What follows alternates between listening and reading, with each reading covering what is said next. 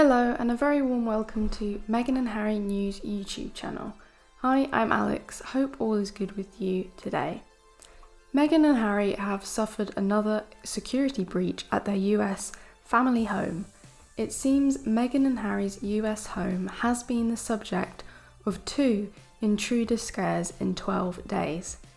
It says here, Santa Barbara police records show that police officers visited the home on 19th of May at 5:44 p.m. Notably, it was the couple's 4th wedding anniversary on that day. They then responded to a second intruder report on the 31st of May at 3:21 p.m, around the same time that the family left California for their UK to attend the Queen's Platinum Jubilee celebrations. Both intrusions were recorded as trespassing, property crimes and suspicious circumstances by police. It's reported that Santa Barbara police have received 6 security calls to Harry and Meghan's home in the last 14 months. The Sussexes moved into the Montecito mansion, officially known as Chateau of River Rock, in June 2020. The property boasts a spa, tennis court and a private playground for their children to enjoy. This news comes just after Harry won the legal right to challenge removal of his UK government security. This happened a couple of days ago. A court ruled that Harry can now take the British government to court over his security arrangements in the UK. A judge in London ruled Friday. Harry and his wife, Meghan, lost publicly funded UK police protection when they stepped down as senior working royals and moved to North America in 2020. The Prince wants to pay personally for police security when he comes to Britain and is challenging the government's refusal to permit it. Judge Jonathan Swift ruled Friday that the case can go to a full hearing at the High Court in London.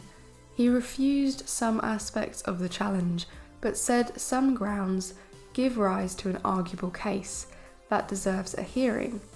I don't see why the government have a problem, especially if they are going to be paying them for the security, and also that whenever Harry comes to the UK, he is bound to be associating with the royal family at some point, so that security will be involved anyway. It continues, the judge said a conclusion at the permission stage that a case is arguable is some distance from a conclusion that the case will succeed at final hearing. A date has not been set for the case to be heard.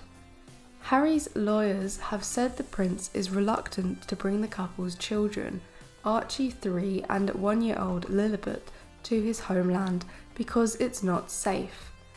Harry wants to be able to pay for the protection, saying his private security team in the US doesn't have adequate jurisdiction abroad or access to UK intelligence information. His lawyers also say a February 2020 decision by the Executive Committee for the Protection of Royalty and Public Figures, removing his full royal security, was unreasonable because Harry was not allowed to make informed representations beforehand. The British government say the committee's decision was reasonable and that it is not possible to pay privately for police protection. Of course, now Meghan and Harry have 2 children, security is their top priority. But this has not stopped the smear campaign. Here we see the Express really had enough of this too. Lizzie Cundy savages Harry and Meghan's security demands. Lizzie Cundy erupted at Prince Harry and Meghan Markle challenging the Home Office over the security arrangement for their family during their stays in the UK. Who or what is Lily Cundy? Turns out she is a footballer's wife. This is how desperate the media platforms are, that they persuade a footballer's wife to say negative things about Meghan and Harry and then report this in the tabloids. Nobody cares what this nobody says. Yet these nobodies are used over and over again to create these non-stop negative stories.